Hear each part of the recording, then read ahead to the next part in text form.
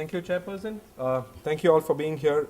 And I think the speakers who had a few sessions now, a lot of information from that, right? The first presentation was on ICT in education schools. The next one was on IT. He mentioned that he would like to go one step back and talk about IT in education and in schools. Here, I would like to sincerely thank for the opportunity given for us, and I would like to talk about IT security in education today, right? Schools, universities, the same industry. So, we're talking about changes in the last 150 years, changes in the last 100 years, changes in the last 50 years.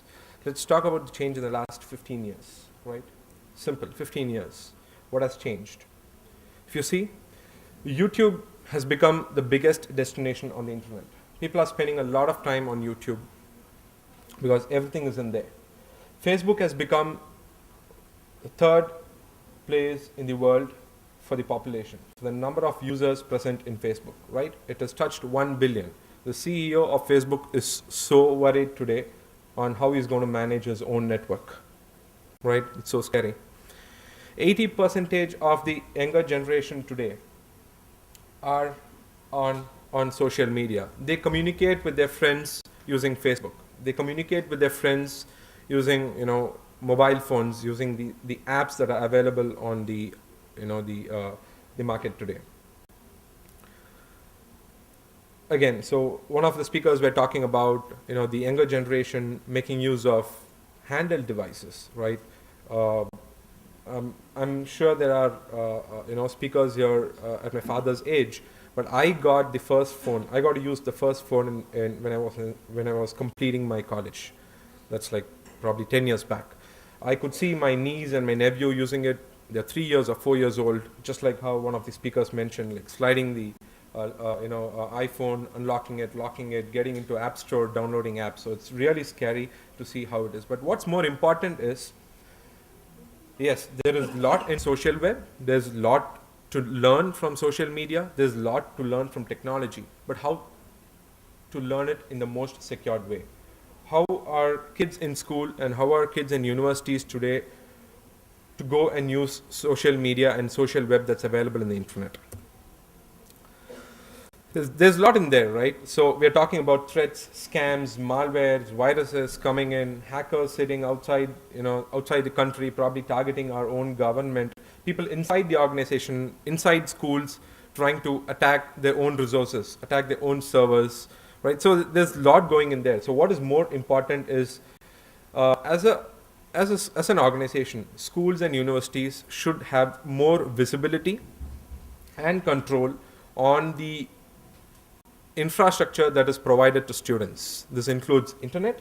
This includes a platform that's provided for the students. This includes, probably the devices that the students use. So we call it as acceptable use in our industry, in IT. So there's the whole lot available in the internet, but what's more important is to teach the students what is good on the internet and what is bad in the internet. If they do not know, and if they're trying to access something bad in the internet, teach them what is acceptable use. Have controls so that they know what should be accessed, what should not be accessed. A good example that I want to mention here. As I mentioned, cyber criminals are increasing in numbers, and they are targeting educational institutions, universities, even ITs organizations. What I would like to show here is an example where a Facebook link, right, sent to a user, right, and when the link is clicked, it takes you to a phishing page, a fraud page, asking you to download an Adobe plugin, totally irrelevant. And you click on the plugin, there is a malware that gets downloaded onto the machine, right? This machine, when connected to the school network, to the community network, it's going to spread virus there, right? Not only spreading virus, today we are talking about modern threats where hackers are trying to seek sensitive information from the organization, right? Any key decisions that you make, right, they are required in the next minute. There are people inside schools and universities who would like to leak those information for for money, right? So how are you trying to protect it? There's 6 to 7 slides after this, but I would like to stop here. And any questions that you have about protecting or securing the industry from social media, I would love to answer them after the session, one-on-one, on the dais, anywhere, right? I'm going to be here till 7:30 in our booth here. But this is the solution. Manage the risks. How? Complete visibility and control onto the education system, to the infrastructure that you're building for the education system. This includes your routers, the devices that you provide for your students, the broadband connection that we're talking about for schools. Ensure that only acceptable use access is available for the students. So it's the first and the foremost is risk management, right? You need to understand, as owners of school or the people who manage the school, you need to understand what is acceptable use for the school.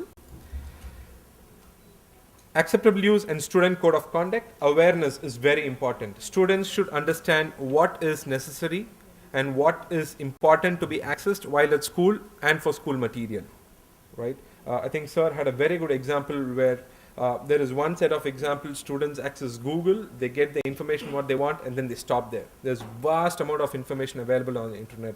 They should try to probably expand their knowledge on whatever is available on the internet, learn good things, right? Stay away from threats. Enhancement of abilities. There are solutions which allows organizations or education systems to have access only to educational content on the internet. You have a broadband connectivity to which you have complete access to the internet. Still, with those solutions, you can ensure that students will access only educational content on the internet, right? With this, I would like to end my presentation, and any question on how to best secure the education system, how to best secure the students from a bigger challenge, that social web that's spreading today. I would like to share my experience with you, with some of the customers that we have in India. This is more of technology, which I thought would be a little too much for the audience here, but I just want to show this to you.